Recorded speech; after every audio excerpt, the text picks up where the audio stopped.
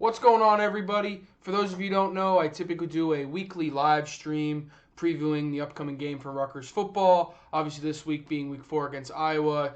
I'm going to be traveling this week, and with tonight being a double header with Monday Night Football, really not trying to compete with the NFL and probably get no one to tune in. Totally understandable, especially the way this last week went, which we'll obviously get into. But instead, I guess it's just going to be a therapy session for me, talking to a webcam, posting this to YouTube, and just giving my thoughts. So with all that being said, let's get right into it.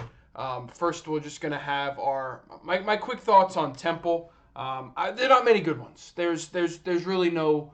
I'm not very happy about the way the team performed, the way some of the offensive play calling went.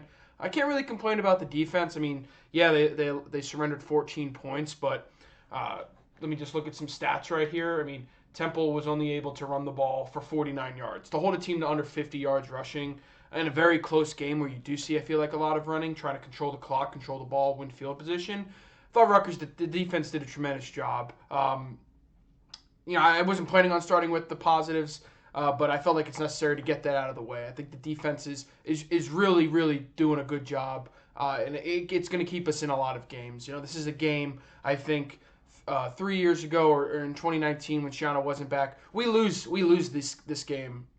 Even if if it's 16-14 at the end of the fourth quarter, I think somehow we allow Temple to drive down the field and kick a game-winning field goal. I think those days, I think we'll probably experience a couple heartbreaking losses here and there, but I think those days of seeing that regularly are gone, and that's a credit to Greg Schiano and the culture that he's building there. That's about all of the positives that I have to say, though. We got to get into the reality of what we went through. It was an ugly game. I'm obviously happy that we won, but there was a lot of negatives. I'm just going to read you real quickly our offensive stats from the game. We had a total of 201 yards. We were outgained by Temple 201 to 264. So they gained over 63 more yards than us. We had 59 passing yards. We didn't even pass the ball for the length of the field. Meanwhile, Temple rolling out a true freshman, E.J. Warner, the son of Kurt Warner, NFL Super Bowl MVP, League MVP, Hall of Famer. He went out and passed for 215 yards and a touchdown. He passed for that touchdown that put them up to 14 points. And that's kind of, I guess, where I have a spin zone here. Like, if Temple's able to roll out a true freshman quarterback and in his first game pass for over 200 yards, I don't think there is ever an excuse for us to not be able to do that, especially against a team like Temple. And no disrespect to Temple, because they should walk away this game with their heads held up high. And there's no moral victories, but they played better offensively the entire game. I mean, the stats show. Obviously, though, we had 142 rushing yards to 49 rushing yards for Temple, but the average yards per play, we had 3.5, and Temple had 4.3. I mean, just the third down efficiency for us was just terrible. 4 for 14. We only had 12 first downs compared to Temple's 13, while they went 3 for 15 from third down. So obviously not good for them either. That's 1 for 5. But I'm not going to take 4 for 14 and feel much better about that. They ran more plays than us. We punted more than them. We had 9 penalties for 80 yards. That's unacceptable. We're not going to win games in the Big Ten with nine penalties. And a lot of them were on the offensive line, and we will get to that. Luckily we didn't have any turnovers, but we didn't even have an opportunity to turn over the ball, I felt. Looking at my notes right now, I think the passing offense is just not there. And obviously, we are still trying to figure out our quarterback situation. And I think we kind of got a little bit closer to that. An unexpected injury to Gavin Wimsatt, probably because of a terrible third down call by Sean Gleason. We run, how did this work? I think it was second down and 13, and we run a quarterback draw. I may be getting the plays mixed up. But we run that on second down. And then on third down, we run this quick screen pass to Kirkshank that gets us a couple yards. It was stuff like that just didn't make any sense. And this has been written in a lot of articles, but I remember watching this. I was at the game watching it and being like, why did we just do that? Why didn't we flip those play calls? Obviously, we're more likely going to run the ball on 2nd and 13 than 3rd and 13 or something like that. It didn't make any sense. But My spin zone, though, is at least we got to see Simon play a whole game, and he got the win. He didn't really do a lot to get to us, get the win. I think a lot of that's on the back of Johnny Langan. But this, it's tough. It's tough to have success on the offense when the offensive line isn't playing well either. When I think we can all agree this was their worst performance of the season, probably from penalty perspective, blocking, both run and pass. We didn't even get to 200 yards against a team like Temple. That's unacceptable. They sacked us. I think they had more sacks than us. I don't see the stats, but I think they had more sacks than us. There was just more pressure, I felt like, every time he passed the ball. And I do think, I'm not trying to be, I could be a better offensive coordinator. I can design better plays. I don't know what our passing concepts are. I do think we need to find ways to get the ball out quicker. We saw the ball come out quicker when Noah Vedral was playing quarterback last year. There were some quick look, throw. I haven't seen that at all. The only time we see something quick is when it's behind the line of scrimmage, and we do kind of get some success. We get positive yards out of that, but we're throwing the ball backwards to go forward. I don't know why we can't just be quick, why we can't get the ball out, make a quick decision. If it's not there, you throw the ball away, or you have a deep throw that you just launch downfield to maybe you get lucky, something like that. I don't see any of that, and I don't think Greg Schiano's very happy with the type of game plan that Sean Gleason's coming with. We're paying this guy $1 million. He better get it together. And we'll get into fan reaction in a little bit, but I think criticism is very fair. Just a couple more notes. The passing defense, I don't think it was bad. Obviously, there was that, I don't know what happened. I think it was a missed tackle. Middle of the field was wide open. The tight end catches the ball, just kind of walks into the end zone. Thought that was really a bad play on the defensive behalf, but I thought this was Max Melton's best game, Kesha Abrams' best game. I feel like I didn't see Christian Izian's name a lot, but when you only surrender 49 yards on the rushing, I don't know how much of an impact he was going to have. But yeah, Robert Longerbeam I think got hurt, but we got guys in the secondary that can play, and I'm hoping we can see them play on Sunday one day. So I'm not worried about the passing defense. I think we'll get more into what we can do against Iowa, because that's. I think we're going to really feel what our defense is like against a team like this, even though that their offense is very bad too. But, leaving Temple, I didn't feel good. I know a lot of other people didn't feel good, but I do want to just quickly give some of my thoughts on the fan reaction. And my immediate reaction, the entire game, I was not happy. I mean, not only were we sitting in the sun the whole game, but, the Rutgers Nation showed out for this game. We showed up, we're doing our part, and we can't lose momentum of that. And I don't think just because we show up, we're loud, we're participants, we're doing our job as fans, we're active on social media. I don't think that just allows us to then be super critical and think that this is the end of the world.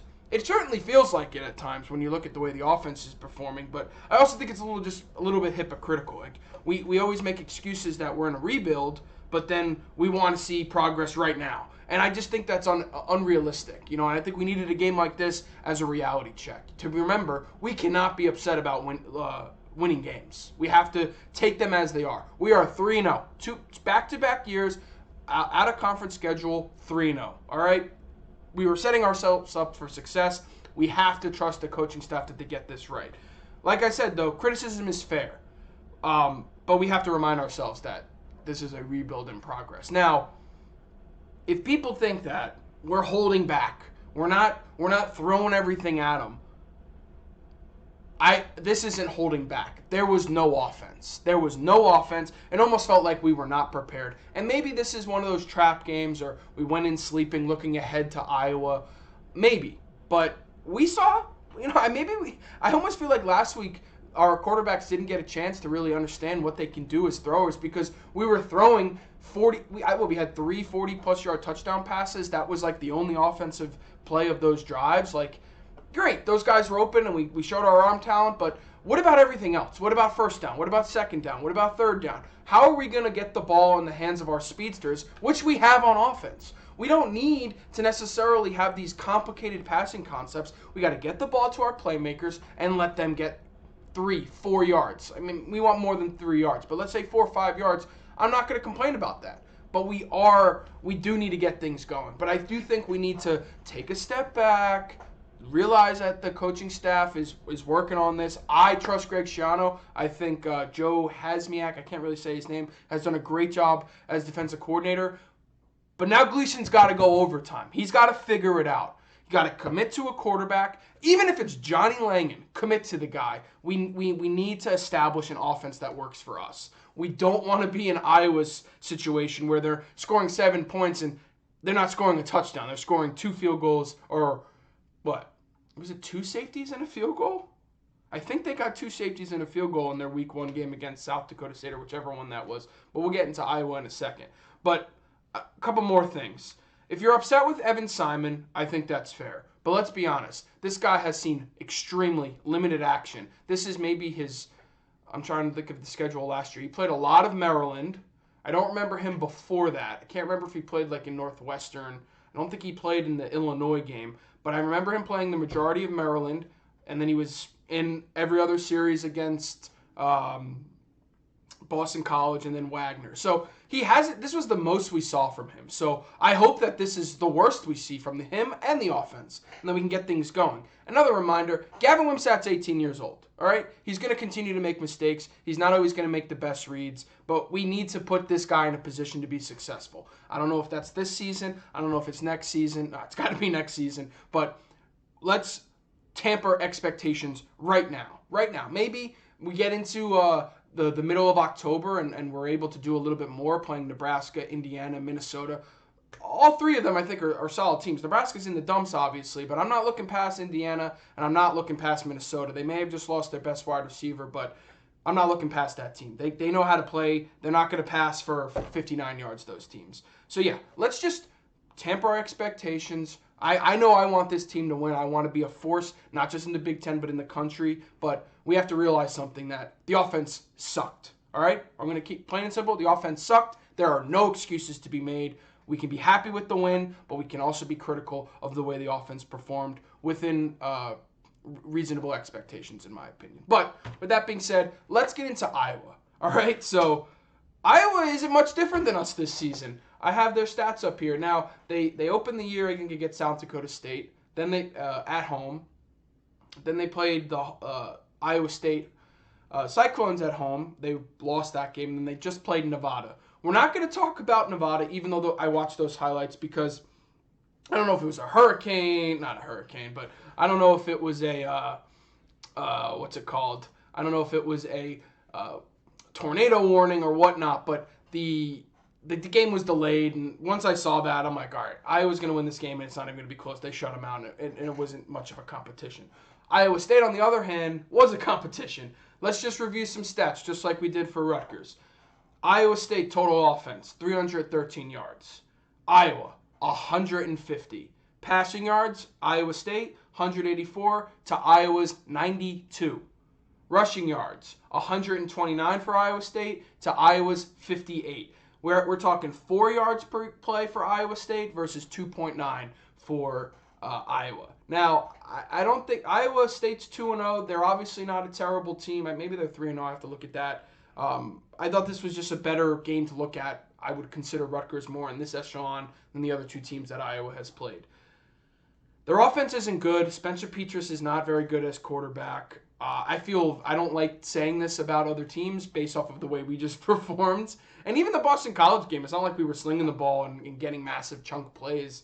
But I think it's fair to say, I think statistically, before at least Nevada, they had the worst offense in the country, or one of them. If you get 150 yards in a game, you're only scoring. They score first 2 games of the year, 7 points each game, but they only scored 1 touchdown. So their offense is not very good. Now, like I said, I watched some of the Nevada highlights just to see what was going on. Home game for Iowa. It was never hard for them. There were a lot of missed tackles for Nevada. They were able to get after the quarterback a couple of times. But one thing I think Rutgers should be able to do is hopefully pressure the quarterback, force them to run the ball, force them to get the ball out, and hopefully get a couple turnovers. I think that's what's going to decide this game, is the turnover battle. It very well could end up being 6-3, 3-0, who knows? I mean, the over-under is 35.5 for a reason. These are not high-powered offenses. There's going to be a lot of punts, which you have to imagine Rutgers has the advantage for with Adam Korsak. If we're going to force Iowa to have to drive the ball 75 yards at least every possession, I think that bodes well for Rutgers. And I think our kicker, Judd McIntyre, however you say his name, yeah, he's missed some really easy kicks, but he's also been making kicks that I don't think we make the last 2 or 3 years, maybe even going further back. So if you can get the yips out of him and make kicks regularly and consistently, I'm confident we'll be able to put at least 3 points on the board. So there were some nice throws that Spencer Petras made, but there was at least 2 that I watched against Nevada that should have been intercepted, and there was just a talent gap where the receivers for Iowa just kind of ripped the ball away from the defender. So I don't think that's going to happen when you got Max Melton, Kenshaw Abram, Robert Longerbeam, Desmond Higbison, and Christian Izzian back there. And Shaquan Loyal. I mean, shout out to Shaquan Loyal. That pick 6 won us the game. We need plays like that against a team like Iowa. I'm confident that the rushing defense can stifle them, force them to pass the ball, but it's going to come down to the offense. We can talk all we want about the defense. It's going to come down to the offense. I would not hate to just see us do what we did against Purdue in 2020, where we ran out Johnny Langan on 8-minute drives and ran the ball the whole time, just going down the field, either him keeping it or handing it off. We may see that a lot this week, especially if Noah Vedral is not back. And I did not think that I would get to the point where I'm like, let's put Noah Vedral back in. Going into Boston College, I wanted to see Gavin Wimsatt, but I was like, I think we're going to see Noah Vedral. Obviously, everyone was surprised when there was an injury, but, I think that, unfortunately, I don't know if Gleason was calling a different offense because we had different quarterbacks in, but Noah Vedral can run the offense. He was able to move the ball against a lot of Big Ten teams the last 2 years, and I don't know why he wouldn't be able to do it against Iowa. So I hate to say it, but yeah, I do want to see, and nothing against Noah Vedral. And Noah, if you're watching this, thank you for everything you've given us the last 2.5 years. I can't wait to see what you can do moving forward. But yeah, this offense, I think we know where we'll be with Noah Vedral, but it can't be much worse than where we are right now. So that's why that's really how I feel with Vedral. I want to see Wimsatt, but this is going to be the best defense that our offense faces all year. So if the offensive line can't, I'm not going to say what they can't do. I'm going to say what they have to do. They have to play clean. They have to give our quarterback and running backs time to make decisions with the ball in their hands.